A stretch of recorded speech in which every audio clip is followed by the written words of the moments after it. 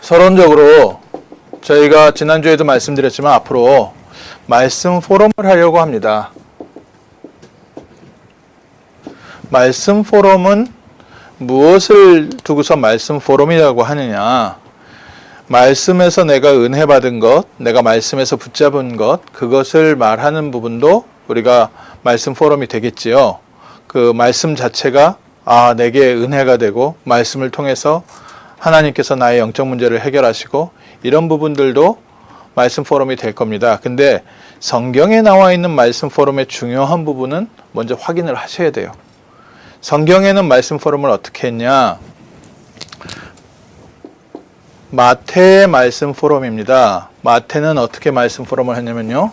마태복음 1장 22절에서 23절에 예수님께서 동정녀의 몸에서 태어나신 사건을 두고 이는 선지자들이 하신 말씀을 이루려 하심이라.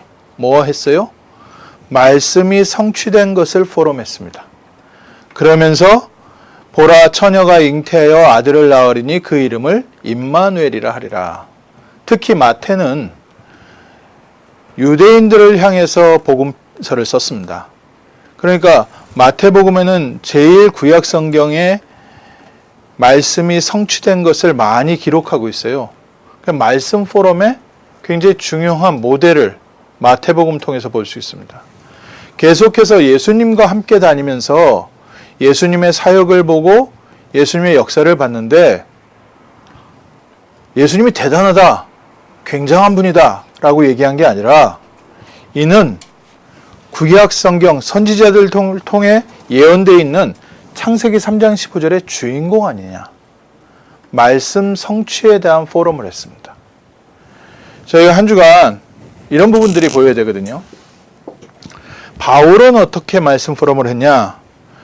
고린도전서 15장 3절 4절에 예수님께서 사역을 하신 것에 대해서 성경대로 죽으시고 성경대로 부활하셨다. 예수님은 누구시냐? 말씀을 성취하신 분이시다. 그래서 저희의 말씀 포럼은요, 나의 삶에 성취된 말씀을 두고서 말씀 포럼을 합니다. 그래서 지난주에 말씀드렸죠. 첫 번째로 뭐가 좀 필요하냐? 이한기 집사님께서 기가 찬 표현을 해주셨는데요. 나의 어제, 지난 한 주간은 하나님의 말씀이 나의 삶에 어떻게 성취되었는가? 하나님의 말씀이 내 삶에 살아 역사하신 것. 하나님의 말씀이 살아서 내 삶에 움직이고 있다면, 임마누엘을 누리고 있다면 하나님과의 대화가 되고요. 그 안에서 오늘 시간표 속에서 하나님 앞에 당연한 질문 생깁니다. 하나님 앞에 현실에 대해서, 사건에 대해서 질문하게 되어 있잖아요. 하나님 왜 이런 사건을 허락하셨습니까? 이게 질문이 될 때 하나님 말씀에서 내게 응답해 주신 부분. 그리고 이번 한 주간 오늘 주신 말씀을 통해서 하나님께서 성취시킬 말씀 성취의 방향을 붙잡는 것. 이거를 보고 지금 저희 교회가 좀 포럼의 모델을 삼으려고 합니다. 저희 교회 아닌 어느 권사님께서 교회를 이제 열심히 다니시는데 목사님하고 참 안 맞나 봐요. 그래서 교회를 일찍 가서 앉아있는 건 자기는 잘한다고. 근데 처음부터 끝까지 목사님 말씀이 하나도 안 들리는 거죠. 그래도 뭐 10년 넘게 그렇게 다니시고 계세요. 좀 대단하고 하나님의 은혜죠. 그렇게 있을 수 있는 게. 근데 이제 말씀이 안 들리니까 은혜되지도 않고 무슨 얘기를 하는지 설교 시간에 딴 생각만 하고 있는 거죠. 그래서 이제 그분에게 좀 도움을 드릴 수 제가 있는 부분은 이제 제가 처음 응답받기 시작했을 때의 사건. 제가 처음 다락방을 접하고 훈련을 받고 은혜를 받았는데 그때 당시에 다녔던 교회가 저희 이모님이 다니시던 교회 근처에 있다 보니까 어쩔 수 없이 다녔는데 그 목사님이 조금 신학이 독특하세요. 그래서 쉽게 말하면 설교가 안 들렸어요. 그냥 앉아 있는 거죠. 설교를 하는데 기승전결도 잘 안 와닿고, 또 이분이 저 개인적으로 이렇게 기도원에서 설교하실 때는 막 그 성경에서 이건 우주인을 얘기한 거고 우주선을 말한 거고 이렇게 설교도 하시고, 하여간 그러면서 신비주의 하시고 좀 복잡했어요. 그래 설교 당연히 안 들리죠. 또 특히 다락방에서 은혜 받고 복음의 중심으로 그리스도를 증거하고 있는데, 그래서 복음 편지 한 질 사다 드리고, 저 요즘 요거 훈련 받고 있습니다 했더니 목사님이 들으시더니 그 다음 주에는 그리스도는 선지자 제사장 왕 한 주 쓰시더니 이제 그 다음 주부터는 다시 돌아가시고 이제 그래 설교가 안 들리는데, 그때 당시에 유 목사님께서 목사님이 강단에서 성경책을 읽지 않는 한 하나님의 말씀을 읽으면 그 말씀 붙잡고 한 주간 기도해 보시라, 그렇게 말씀을 하시더라고요. 그때는 어쨌든 저도 처음 훈련받고 순수했으니까 시키는 대로 그냥 다 하는, 그래서 그걸 한번 시작을 했습니다. 주일 강단에 성경 본문, 설교는 안 들리지만 어쨌든 그걸 읽고 제목 놓고 기도하고. 근데 그 주부터 제게 뭔가 다른 게 보이기 시작하는 겁니다. 그 성경 말씀에 제 한 주간이 연결되어 있는 거예요. 그 주일 말씀 본문 읽은 걸 통해서 세워진 어떤 백본 속에 모든 게 연결되는 것이 보이기 시작한 겁니다. 표현이 제가 할 수 있는 표현입니다. 보이기 시작했습니다. 그 다음 주부터요, 계속해서 그걸 했죠. 몇 달 하고 나니까 제가 일주일 중에 제일 기다려지는 시간이 화요 집회 가거나 신학원 가거나 핵심이 아니라 주일날 아침에 주보 기다리는 시간. 그때도 그 교회가 작아서 주일날 그때 전도사님이 프린트해서 앉아있으면 성도들한테 주보를 나눠줬어요. 아침에 프린트해가지고 오셔가지고. 그 시간이 제일 기다려지는 겁니다. 그때 성경 본문을 읽고 제목을 보면서 기도를 하는데, 그 안에서 하나님의 음성이 들리고 중요한 하나님의 언약이 제게 붙잡히면서, 원래 한 주간의 스케줄 거의 나와 있지 않습니까? 내일 일은 난 몰라요 하면서 사는 사람들도 계시지만 그거는 거의 홈리스 수준이고, 보통 사람이 한 주간에 살 중요한 스케줄들은 있습니다. 누구를 만나기로 되어 있고 이번 주에는 뭐 하기로 되어 있고, 그 부분에 대한 답도 그 성경 본문에서 찾아지는 겁니다. 그러니까 방향이 보이는 거예요. 아, 이번 주에 이 사건에 대해서 내가 이런 시각으로 봐야 되겠구나. 이런 부분들. 이번 주 같은 경우에는 전환점, 하나님께서 우리의 눈을 바꾸시는, 방향을 바꾸신다. 그래서 이번 주에는 저는 말씀을 받고 뭔가 내가 생각되지 아니하는 방향으로 일이 전개될 때 아멘 할 것이다. 그게 이제 이번 주에 제게 있어서의 말씀 포럼의 방향이지요. 아니나 다를까 그저께부터 좀 생각하기 싫었던 사건으로 방향이 돌아가는 게 하나 있었어요. 근데 그 부분을 두고 성령인도 받을 수 있는, 짜증나거나 귀찮은 일 생겼네, 이게 아니라 하나님의 중요한 계획이 있으시겠지. 그래서 방향을 바꿔버린 겁니다. 그 안에서 기도를 시작하고, 그러니까 한 주간의 방향이 보이는 거죠. 그 얘기를 권사님께 해드리면서 이제 권사님이 좀 그 시간이 없으셔서 가시면서 뭐라고 얘기하시면요, 알겠습니다. 어쨌든 강단 말씀과 한 주간 삶을 연결해 보라고 하시는 거죠. 한번 연결해 보겠습니다. 해서 제가 답변을 드렸습니다. 아니요, 반대로 하세요. 말씀을 삶에 연결시키려고 하시지 마시고 한 주간 나의 삶에 말씀이 어떻게 연결되어 있는지부터 보시도록 하시는 게 좋을 겁니다. 그거부터 확인해야 됩니다. 말씀 포럼. 베드로와 바울이 예수를 봤는데 예수를 본 게 아니라 말씀이 성취된 사건이구나라고 말씀 포럼이 된 겁니다. 한 주간 나의 삶에 내가 말씀을 잘 적용시켜서 살아야지, 이 부분이 우리에게 적용시켜야 될 부분이긴 하지만 그거보다 먼저 발견하셔야 되는 게 하나님께서 하실 일을 먼저 말씀을 주시고 나의 삶에 성취하고 계시는구나. 그래서 지난주에 주셨던 말씀이 이번 한 주간의 내 삶에 어떤 부분으로 영향을 주시고 역사가 있었지? 라고 질문 한번 해보세요. 좀 생각을 해보세요. 한 10분, 20분이라도 잠깐만 생각해 보면 됩니다. 오늘이라도 생각해 보시면 됩니다.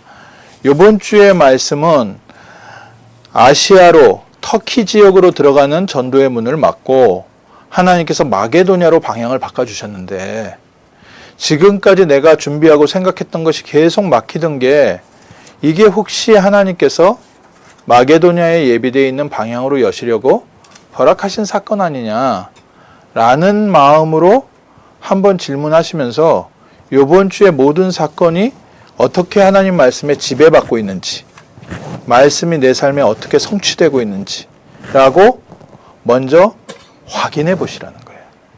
이게 먼저 중요합니다. 말씀을 내가 듣고 은혜 받고 힘을 얻고, 이거 뭐 기본, 당연히 말씀이 우리의 생명이니까요. 근데 우리에게 어떤 시각이 없냐? 하나님께서 이 말씀을 왜 주셨냐? 이 시각이 조금 부족한 겁니다. 내가 말씀을 받고 내가 말씀을 잘 붙잡고 말씀대로 살고 말씀을 잘 적용하고, 거기에는 주체가 누굽니까? 내가 될 수밖에 없어요. 근데 말씀 포럼을 하시면서 주체를 하나님으로 바꾸시자는 겁니다. 하나님께서는 왜 이 말씀을 주시고 이 말씀이 내 삶에 어떻게 연결되어 있냐? 저희는 내가 주체가 되면 내가 이 말씀을 어떻게 현장에 적용시켰냐? 여기에 이제 포커스가 많이 되어 있거든요. 내가 이번 주일 말씀을 이런 사건에 내가 이렇게 적용을 했습니다. 그것도 정말 그런 성도들이 없어요. 근데 그보다 저희는 조금 더 하나님으로 우리의 시각을 올리자는 겁니다.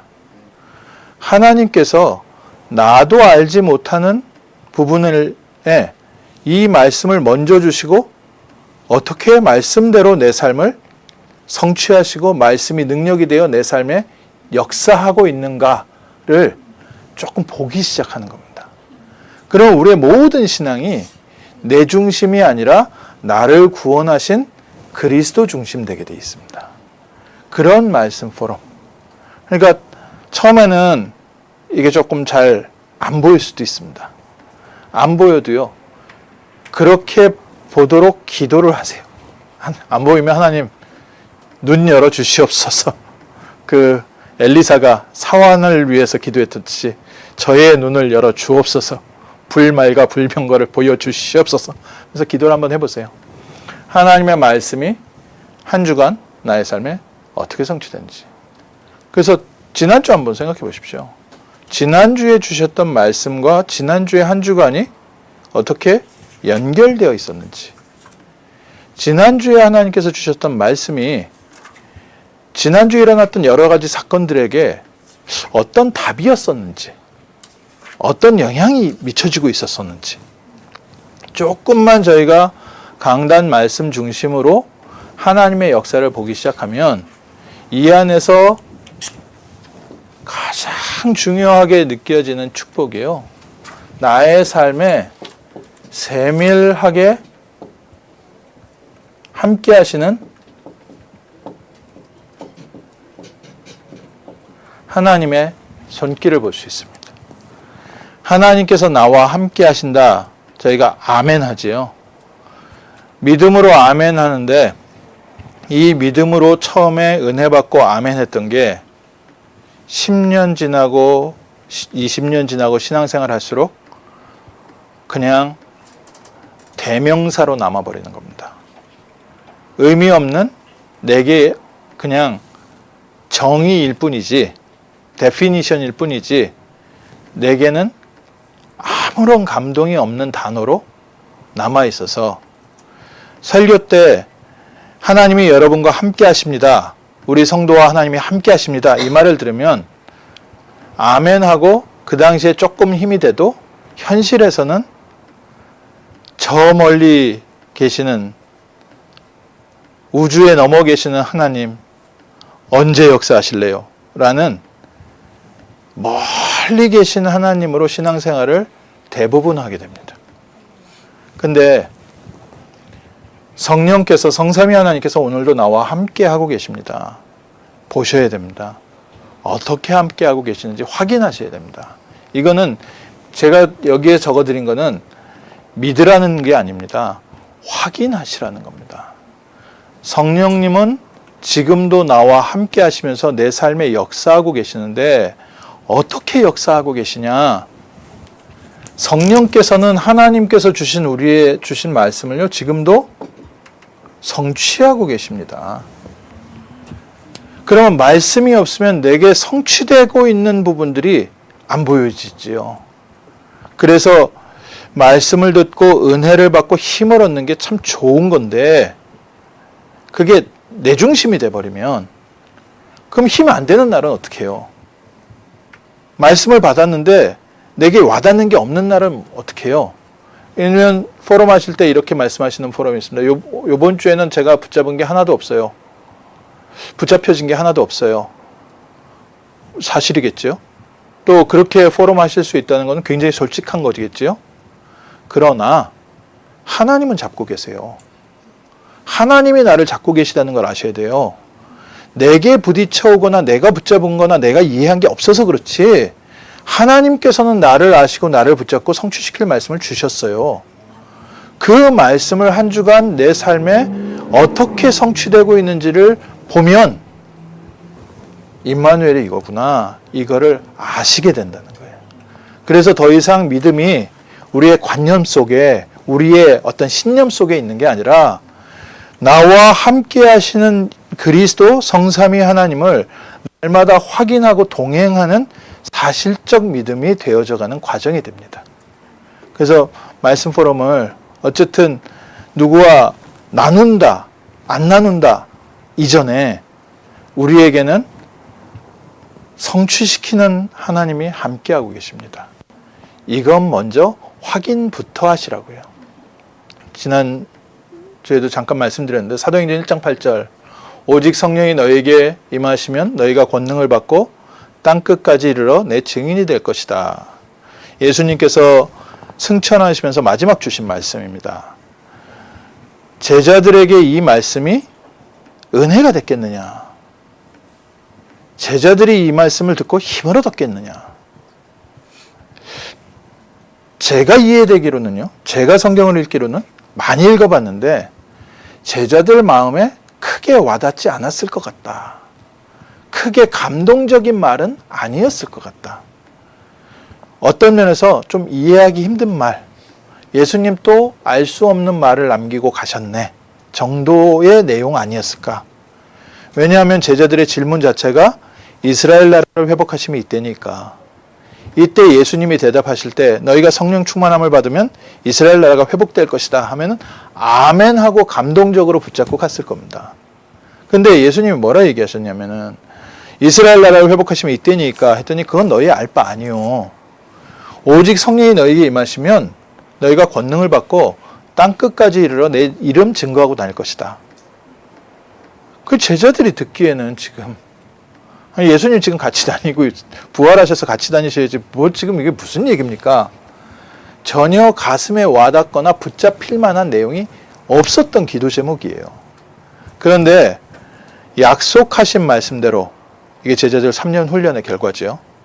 아니었으면 뿔뿔이 흩어졌을 텐데 예수님의 약속하신 말씀이 무슨 뜻인지는 모르지만 주님께서 하신 말씀의 내용에 이유가 있을 것이다 라고 말씀을 붙잡고 마가다락방 속으로 들어가서 열흘 동안 간절히 그 말씀을 붙잡고 기도했습니다. 주신 말씀을 성취하시옵소서. 이때 성령께서 약속하신 대로 임하셔서 각 사람 머리 위에 하나씩 임하여 있더니 이때 힘을 얻었습니다.